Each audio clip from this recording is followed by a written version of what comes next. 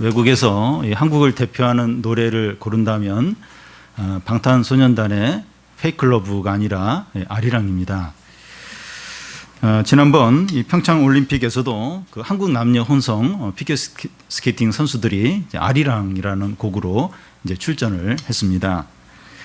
이 아리랑이 왜 한국을 대표하는 곡인가 하면 제 생각에는 그 아리랑에 포함되어 있는 그 정서가 참 한국의 그 한국인의 어떤 정서를 표현한다고 생각됩니다.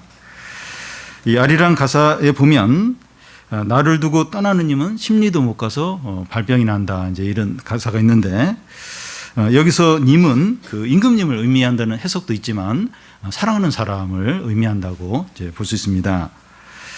여성 입장에서 사랑하는 남자가 떠나려고 하면 못 가게 하든지 아니면 같이 가든지 그렇게 하지 못하고 떠나 보내면서도 심리를 못 가서 발병이 난다 이러면서 그 떠나 보내는 그런 어떤 애절한 마음을 이제 표현을 하고 있습니다. 이 조선시대 유교에서는 한국 여성이 따라야 될 윤리로 삼중 지도를 이제 말합니다. 여자는 그 어렸을 때는 아버지를 따르고 결혼해서는 이제 남편을 따르고 이제 늙어서는 이제 자식을 따라야 한다는 겁니다. 요즘은 많이 바뀌었지만 한국 여성은 순종적이 돼야 되고 수동적이 돼야 된다, 이렇게 억압을 이제 받아왔습니다. 그러다 보니까 한국 여성들 마음속에는 한이 맺혀 있습니다. 이것이 이제 화병으로 나타나기도 하는데 계속 이제 억압을 받기만 하면서 표출할 수 없기 때문에 생긴 이제 병입니다. 이것이 아직도 남아 있어서 이제 명절이 되면 명절 증후군이라고 이제 며느리들이 명절 끝나고서 명절 후유증을 앓는 경우가 이제 많습니다. 지금 왜 이런 얘기를 하는가 하면 이 그리스도인들이 이런 비슷한 화병을 앓을 수 있기 때문입니다. 이 불의한 일을 보거나 억울한 일을 당하거나 이 고통 가운데 있을 때 불평하거나 또 화를 낸다거나 또 하고 싶은 말을 해야 되는데 말을 못하는 겁니다. 그리스도인들이 참 억울한 일이 있고 또 불의한 일을 보고 또 막 자기가 또 고통 가운데 있을 때 막 할 말을 해야 돼요. 막 화를 내고 막 그렇게 해야 되는데 못하는 거예요. 못하고 그냥 이렇게 참아야 되는 경우가 많습니다. 이것이 쌓여서 우울증이나 이제 화병이 생길 수 있습니다. 모든 그리스도는 이 정도는 차이는 있지만 이런 증상을 가지고 있습니다. 우울증, 화병, 어떤 정서적인 그런 걸 그리스도인들은 다 가지고 있어요. 할 말을 못하는 거예요. 화를 내고 막 이래야 되는데, 물론 뭐 그렇게 하는 사람도 있어요. 근데 어쨌든 이제 그걸 이제 못하는 경우가 많기 때문에 어떤 우울증, 어떤 화병 비슷한 이런 것들을 가지고 있습니다. 시편 39편은 다윗이 자신의 화병을 어떤 식으로 해결하는가 하는 것을 보여줍니다. 오늘 말씀은 세 부분으로 나눌 수 있는데 이 첫 번째 부분은 이 다윗의 이런 화병의 이런 상태가 어떠한가 하는 것이고, 이 두 번째는 화병을 어떻게 이제 해결하는가 하는 것이고, 세 번째는 진정한 어떤 해결책은 이제 하나님을 찾고 기도하는 거다 하는 내용입니다. 이 첫 번째로 이 다윗의 이런 마음의 어떤 심각한 상태를 이제 보여줍니다. 보여주는데 그 1절에서 3절까지 우리 한 절씩 교대로 읽겠습니다. 내가 말하기를 나의 행위를 조심하여 내 혀로 범죄하지 아니하리니 악인이 내 앞에 있을 때 내가 내 입에 재갈을 먹이리라 하였도다.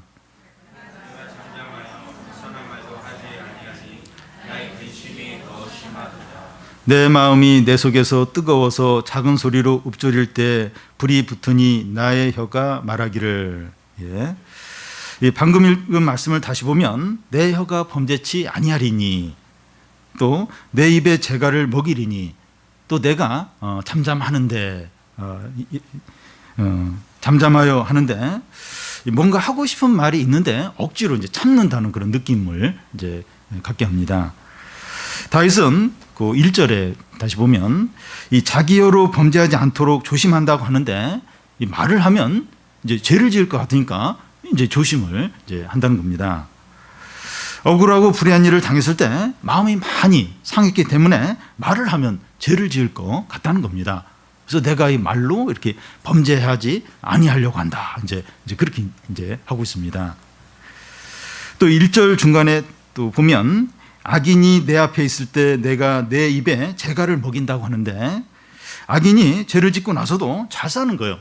또 번영하고 또 교만하게 그렇게 지내는 걸 그렇게 볼 때 불평이 나오고 저주가 나오려고 해서 자기 입을 재갈을 먹인다는 거예요. 그 악인이 그렇게 못된 짓을 하고 나서도 뻔뻔스럽게 또 교만하게 또 막 잘 지내는 거예요. 그걸 이제 그 앞에서 볼 때 저주의 말이 나오려고 하는 걸 이렇게 참기 위해서 입에 재갈을 이제 먹인다는 겁니다. 죄악과 거짓을 행한 자가 뻔뻔스럽게 자기 앞에 있을 때 이제 욕이 나오려고 하니까 억지로 이제 참는다는 겁니다. 그럼 그 어떤 비난의 말들 그 말이 막 나오려고 하는 거예요. 근데 그렇게 하지 않도록 억지로 막 입에 재갈을 이제 먹인다는 겁니다. 2절에 보면 내가 잠잠하여 선한 말도 하지 아니한다고 하는데, 여기서 선한 말은 옳은 말을 가리킵니다. 죄 가운데 있고 잘못된 길을 갖고 또 불신앙 가운데 있는 사람을 볼 때 하고 싶은 옳은 말이 생각이 나요. 이렇게 그러니까 왜 저렇게 사나 하면서 이제 막 그 옳은 말을 하고 싶은 그런 어떤 충동들이 이제 생깁니다. 그런데 그런 사람들이 자기와 이해관계가 얽혀 있을 때, 어쨌든 뭐 어떤 힘든 어떤 그런 관계에 있을 때 감정이나 분노가 섞인 가운데 옳은 말을 하게 됩니다. 그러니까 감정이 섞여요. 분노가 섞인 가운데 저렇게 사는 거 봐라 이러면서 어떤 옳은 말을 이제 이렇게 하고 싶어집니다. 그럴 때 옳은 말은 정죄와 비난하는 수단이 됩니다. 옳은 말을 하긴 하는데 이 비난하면서 정죄하면서 그러면서 이제 옳은 말을 이제 하게 됩니다. 다윗은 이 자신의 옳은 말이 그렇게 될 수 있기 때문에 옳은 말이긴 하지만 그걸 안 하려고 잠잠하게 있다는 겁니다. 그러니까 분명히 나에게 어떤 고통을 주고 손해를 줬어요. 그런 사람이 어떤 잘못된 길을 갈 때 옳은 말을 막 하고 싶은 거예요. 근데 그 옳은 말이 그냥 옳은 말로 이제 이렇게 그치는 것이 아니라 비난하고 정죄하는 그런 이제 옳은 말을 이제 하려고 한다는 겁니다. 그러니까 우리도 이제 그런 경우가 있는데 분명히 옳은 말이에요. 옳은 말인데 비난하면서 정죄하는 그런 이제 어떤 목적으로 이제 그렇게 이제 할 때가 있다는 거예요. 그래서 그 다윗은 그걸 느끼면서 그 옳은 말이지만 그냥 잠잠하게 있으려고 이제 한다는 겁니다. 다윗이 이렇게 할 말을 못하니까 어떻다고 합니까? 2절 끝에 보면 나의 근심이 더 심하다는 거예요. 염려와 걱정이 더 많아진다는 겁니다. 더 우울해지고 스트레스를 많이 받는다는 거예요. 그러니까 할 말을 못하는 거예요. 할 말을 못하. 그래서 참는 거예요. 참는. 그렇게 하니까 더 막 스트레스가 쌓이고 더 막 우울해지고 더 막 이제 염려와 걱정이 온다는 겁니다.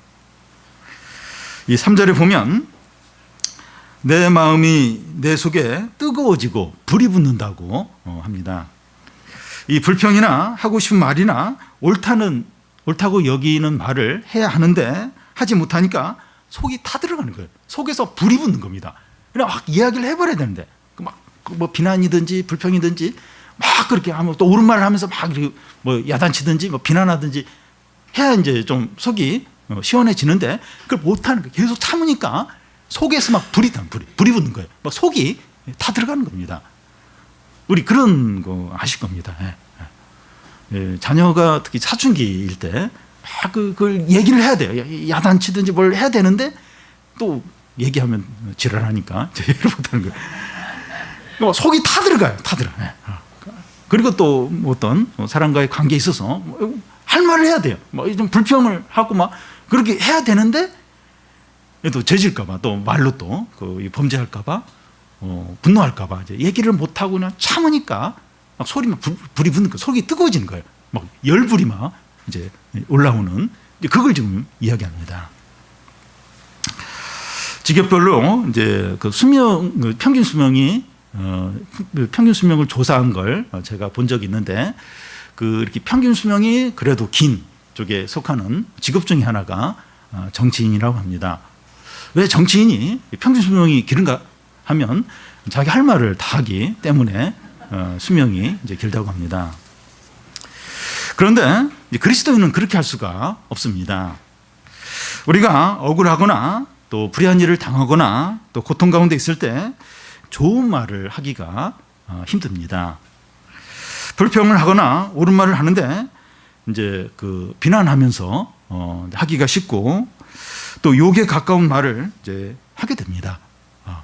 그러기가 너무나도 쉽습니다.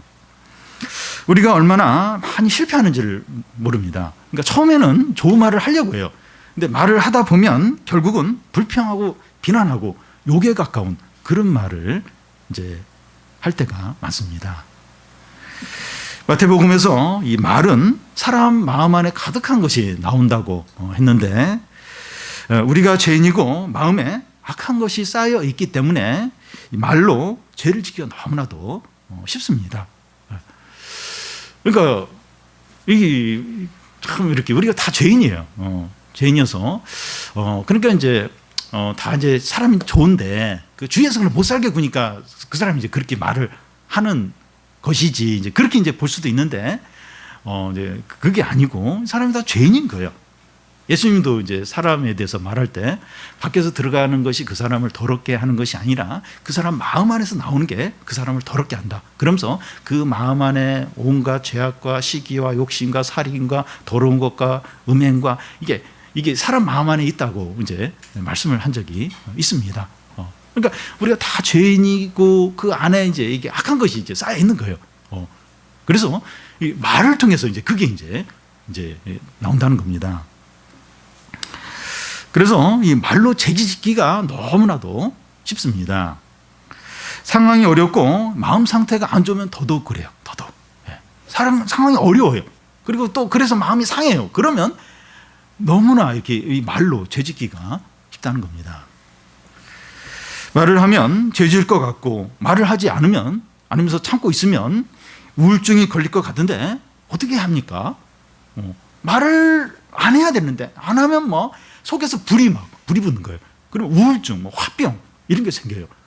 근데 말을 하면 또 막 그게 이 안에서 이제 이 악한 것이 나오니까 죄를 짓게 되고 어떻게 됩니까?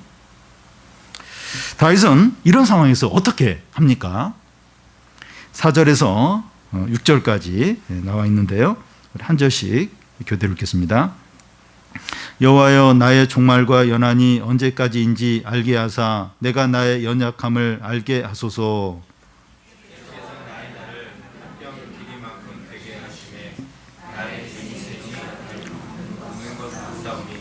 사람은 그가 든든히 서 있는 때에도 진실로 모두가 허사뿐이니이다.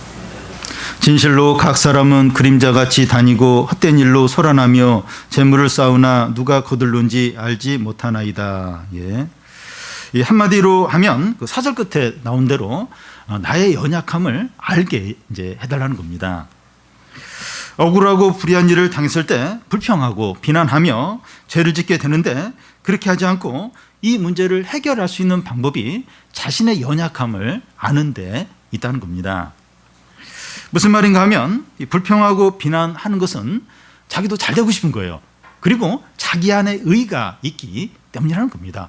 나도 잘 되고 싶은데 저 사람 때문에 잘 못 되든지 그리고 자기 나름대로 뭔가 어떤 의가 있는 거예요. 의가 있으니까 이렇게 사람을 이렇게 평가하면서 또 이렇게 비난하고 불평을 한다는 겁니다. 그런데 자신의 어떤 연약함을 알게 되면 이런 마음이 이제 덜 생긴 거예요. 이 불평이나 어떤 비난을 덜 하게 이제 됩니다. 다윗은 자신의 연약함을 알게 해달라고 하면서 자신의 종말과 연한이 언제까지인지 알게 해달라고 합니다. 그러면서 주님이 나를 한 뼘 길이만큼 되게 했다는 겁니다. 한 뼘이라고 하는 것은 옛날에 가장 어떤 길이에 있어서 작은 어떤 단위를 가리킵니다. 그러니까 전에는 이렇게 뭘 잴 때 한 뼘, 두 뼘, 세 뼘 이렇게 재는데 가장 이제 작은 이제 길이 단위입니다.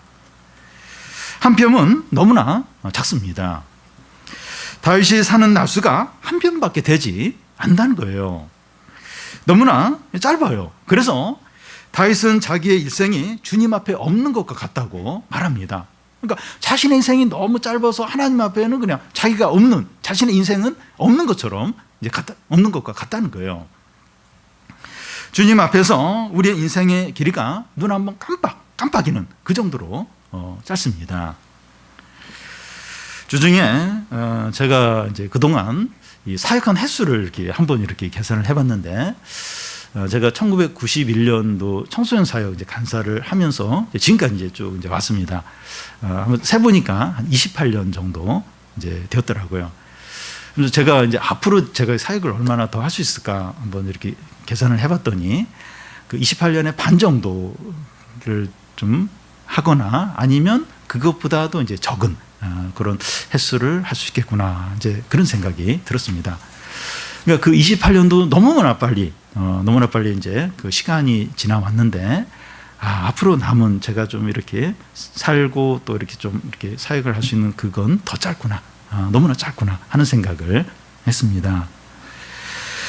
6절에 보면 이 각 사람이 그림자같이 다닌다고 하는데, 이 그림자는 실체가 없습니다.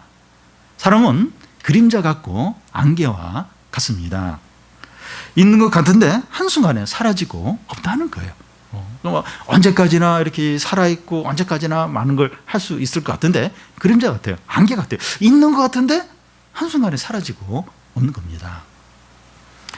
인생이 얼마나 짧고 허무한가 더 말씀을 하는데, 그 5절 중간에 보면 사람은 그가 든든히 서 있을 때라도 진실로 모두가 허사뿐이라는 겁니다.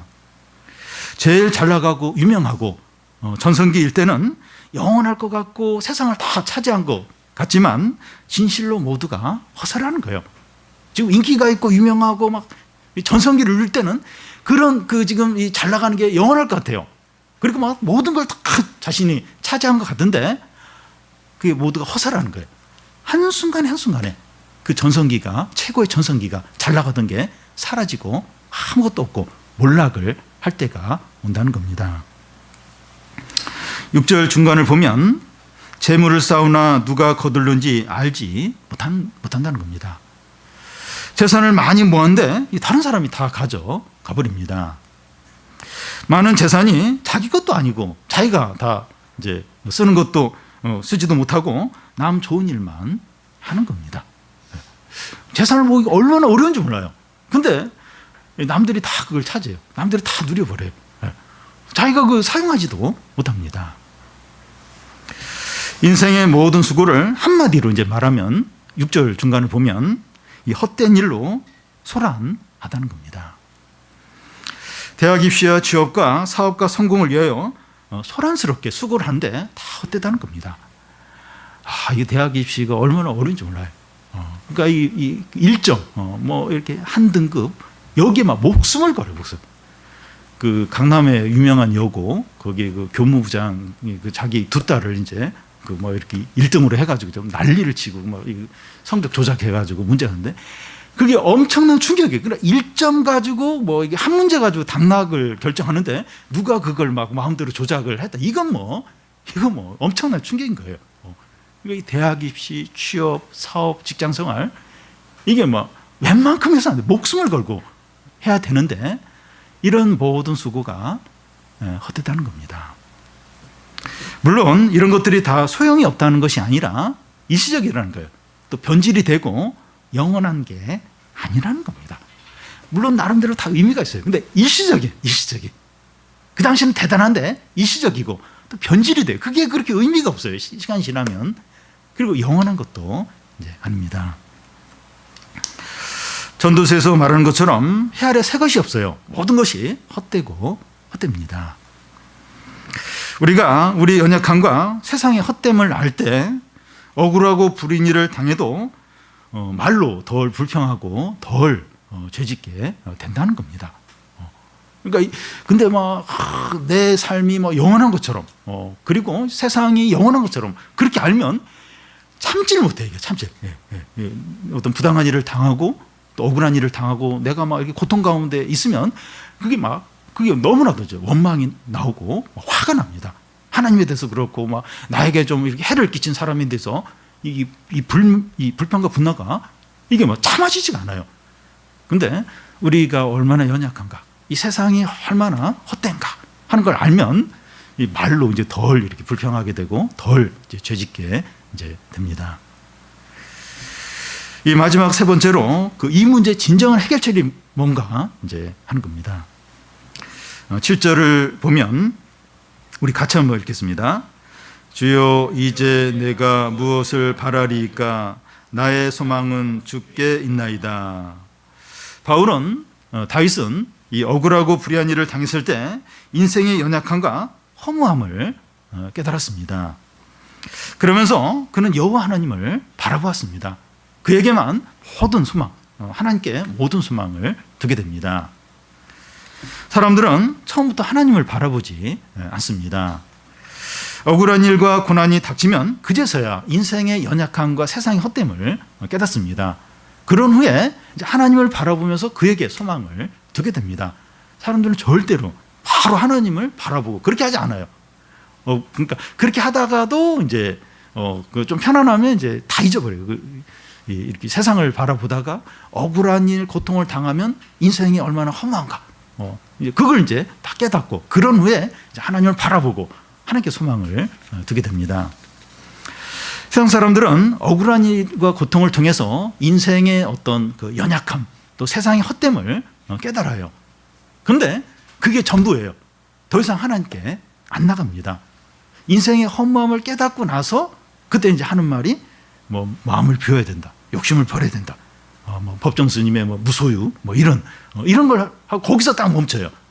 욕심을 버려야 된다. 이 정도만 해도 사실 귀한 거죠. 근데 거기서 딱 멈춥니다. 하나님께 더 이상 안 나갑니다. 근데 성도는 하나님을 바라봐요. 하나님께 모든 소망을 두게 됩니다. 어려움을 통해서 자신의 연약함, 이 세상의 헛됨을 깨닫고 하나님을 바라보고 하나님께 모든 소망을 두는 게 성도들입니다. 성도가 이 하나님을 바라볼 때 어떤 일이 생깁니까? 이 9절을 같이 읽어보겠습니다. 내가 잠잠하고 입을 열지 아니함은 주께서 이를 행하신 까닭이니라. 이 진정으로 입을 다물고 잠잠하게 됩니다. 왜냐하면 주께서 이를 행하신 까닭이라는 겁니다. 이게 무슨 말인가 하면 그동안 다윗이 겪은 억울하고 불의한 일들을 주께서 행하셨다는 것을 알기 때문이라는 겁니다. 그동안 사람들이 다윗에게 행한 못되고 악한 일들을 하나님께서 다 허락하셨다는 것을 알게 되었다는 겁니다. 그래서 누구에게 불평하고 비난할 일이 없어진다는 겁니다. 그러니까 그동안 이런 일 누가 이렇게 해서 내가 지금 이런 고통을 겪고 또 누가 이렇게 못되게 했고 그래서 그 사람들에 대해서 불평과 불만과 비난이 많았어요. 이런 모든 건 저 사람 때문이다. 그래서 저 사람이 어떻게 해서 못되고 막 이러면서 그 사람에 대해서 막 불평을 많이 했습니다. 그런데 내가 겪는 이런 어려움들, 이 고통이 하나님이 허락하셨다. 이걸 알게 되니까 이 불평과 비난하는 게 줄어드는 거예요. 더 이상 그렇게 이제 안 하게 되는 겁니다. 우리에게 있는 어려움과 고통을 이제 하나님께서 허락하셨다. 이걸 이제 깨닫게 되면 이제 이런 어떤 불평이나 비난이 이제 사라지게 됩니다. 주님을 바라보니까 이런 사실을 깨닫게 되는 거예요. 그러니까 주님을 바라보지 않을 때는 사람들 바라보고 내 어려움만 볼 때는 막 너무 불평도 많고 불만도 많고 비난도 많았어요. 막 사람들 하면서 막 옳은 얘기하면서 막 저 사람 저게 문제고 저게 문제고 또 막 불평하고. 근데 하나님을 바라보면서 하나님이 이 모든 걸 허락하셨구나 깨닫게 되니까 입이 잠잠해지는 거예요. 더 이상 사람들 불평과 비난을 안 하게 되는 거예요. 덜하게 되는 겁니다. 그러면 왜 하나님께서 다윗에게 이 불의하고 고통스러운 일을 겪게 하셨습니까? 왜 이런 일을 허락을 하셨습니까? 이 8절 앞에 보면 나의 모든 죄에서 건지시니라 하고 그 11절 앞에 보면 주께서 죄악을 책망하사 하고 또 13절 앞에 보면 주는 나를 용서하사 이렇게 되어 있습니다. 하나님이 다윗에게 이런 좀 불의한 일들, 이 고통을 허락하신 이유는 다윗의 죄 때문이라는 겁니다. 다윗이 하나님을 바라보면서 이런 사실을 깨닫게 된 것입니다. 그러기 전에는 막 사람들 막 다 못되고 나에게 피해를 주고 그래서 막 사람들에 대해서 막 불평하고 그랬는데 주님을 바라보면서 다윗이 깨달은 게 내 죄 때문에 하나님 이런 일을 허락하셨구나 하는 것을 알게 된 겁니다. 그가 이것을 깨닫기 전에는 사람들을 비난했죠. 하나님께 불평을 쏟아 놓아서 그걸 찾느라고 너무나 힘들었어요. 막 사람들 보면서 너무 막 참 문제가 많고 막 이렇게 사람들 막 하면서 막 그걸 막 참느라고 또 하나님께 불평이 나오려고 하는데 그걸 참느라고 너무나 이제 힘들었어. 막 화병이 걸리고 막 속에서 불이 날 정도로 막 사람들 보면 너무 막 한심하고 화가 나고 하나님께 대해서 막 너무나 불만이 많고 그걸 참느라고 너무나 그동안은 힘들었습니다. 그런데 하나님을 바라보고 자기의 죄를 깨닫게 되니까 입이 잠잠해지고 오히려 자기의 죄를 회개하게 되는 겁니다. 그게 아니었구나. 물론 저 사람들도 잘못했고 죄인이고 그렇지만 참 내 죄가 이랬구나. 이렇게 좀 심각했구나 하면서 그걸 깨닫고 회개를 하는 거예요. 회개.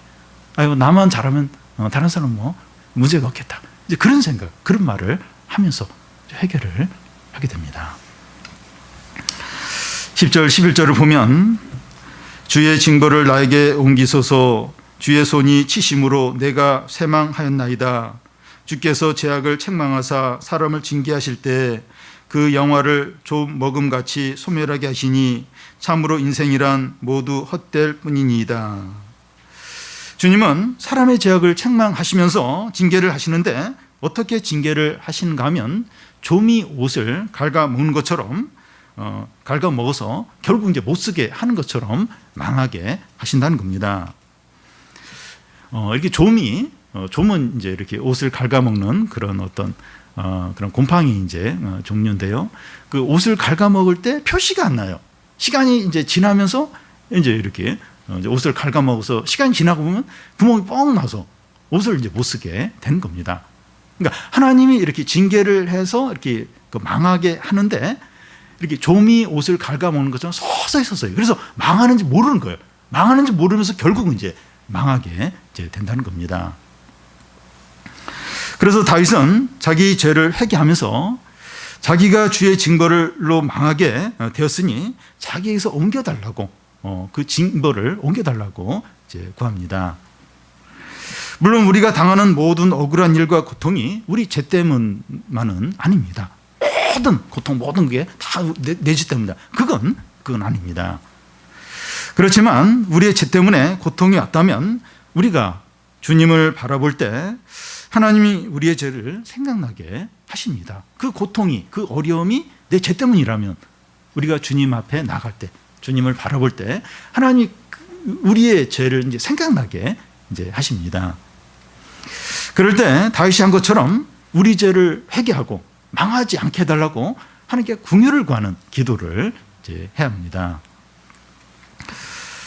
저는 우리 교회의 그 어려움들을 보면서 모든 어려움이 저의 죄 때문은 아니지만 상당 부분 저의 죄 때문이라고 생각합니다. 얼마 전에도 이제 그런 생각을 했는데 오늘 말씀을 보면서 더더욱 이제 그런 생각을 하게 됩니다. 우리 개인이나 가정이나 직장이나 사업에서 그 어려움과 고통이 있는데 그것이 다 우리의 죄 때문은 아닐 수 있습니다. 그래도 하나님 앞에서 우리 자신을 돌아볼 필요가 있습니다. 하나님 앞에서 이런 어려움이 있는데 이런 일이 있는데 나는 어떤가? 나는 어떤가? 그 전까지는 막 뭐 사람들 막 이렇게 불평하고 비난하고 막 이제 그럴 수 있는데 하나님 앞에서 나는 어떤가 돌아보는 겁니다.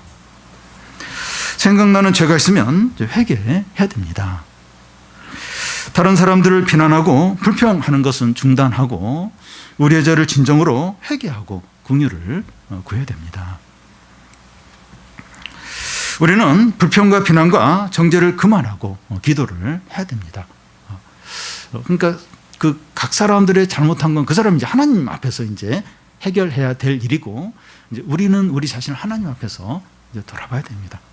어떤 면에서 이제 그만 불평하고 그만 원망하고 그만 비난하고 하나님 앞에서 우리 자신을 돌아보고 기도를 이제 해야 됩니다.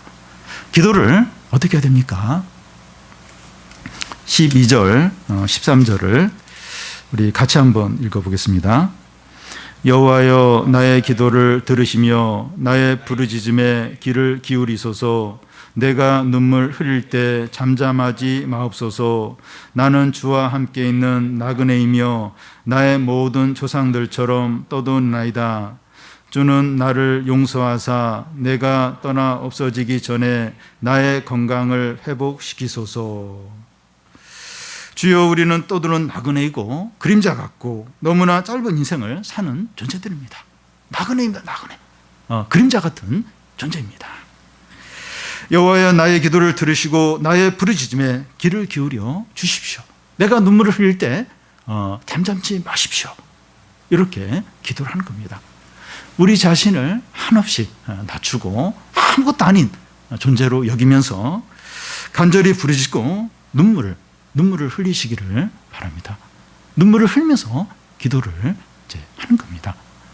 할 수 있으면 가장 간절하게, 가장 마음을 다해서 기도하는 겁니다. 13절 보면 주는 나를 용서하시고 내가 떠나 없어지기 전에 나의 건강을 회복시키소서. 이러는데 내가 떠나기 전이라고 하는 것은 죽기 전이라는 겁니다. 주님, 저의 죄를 용서해 주시고 내가 죽기 전에 내 건강을 회복시켜 주세요. 여기서 건강은 안식, 평안을 가리킵니다. 그동안 너무나 이게 안식이 없었다는 거예요. 이렇게 막 너무나도 눌리고 그리고 막 안에서 막 이게 불이 올라오고 너무 이제 그래서 안식이 없었는데 저에게 안식을 달라고, 평안을 달라고 주님께 구하는 겁니다. 주님만이 그런 평안을 주세요. 그리고 기쁨을 주실 수 있습니다. 근데 그러기 전에 진짜 필요한 게 내 죄를 용서해 주사. 내 죄를 용서해 달라는 겁니다. 주님께 진정으로 우리의 죄를 고백을 하고 회개를 하고 또 주님의 용서를 받을 때, 그럴 때 주님이 평안을 주십니다. 안식을 주세요.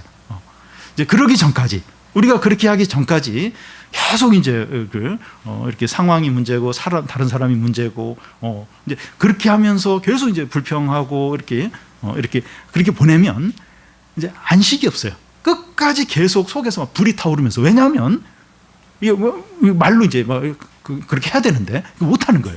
그리고 하나님께도 막 불평이 쌓였는데 그거 못 하니까 그거 참느라고 너무 화병이 걸려요. 우울증이 걸리는 거예요. 막 속에서 불이 타오르는 거예요. 그러면 이제 그냥 자체로 힘든 거죠. 힘든 거예요. 근데 그게 아니라는 거예요. 그게 아니고 하나님을 바라보면서 하나님 앞에서 우리 자신을 돌아보고 그래서 아무리 생각해도 뭐 이렇게 죄가 생각이 안 나면 그건 뭐 우리 죄 때문은 아닌 거죠. 그러면 이제 이렇게 하나님께 이제 구하기만 하면 되고, 죄가 생각이 나면 그 죄를 진정으로 해결을 하는 거예요. 부르짖으면서 기도를 하는 겁니다. 그래서 그걸 이렇게 하나님께 고백하고 부르짖고 그 죄가 용서받을 때 그때 주님의 어떤 평안과 안식이, 기쁨이 있는 겁니다.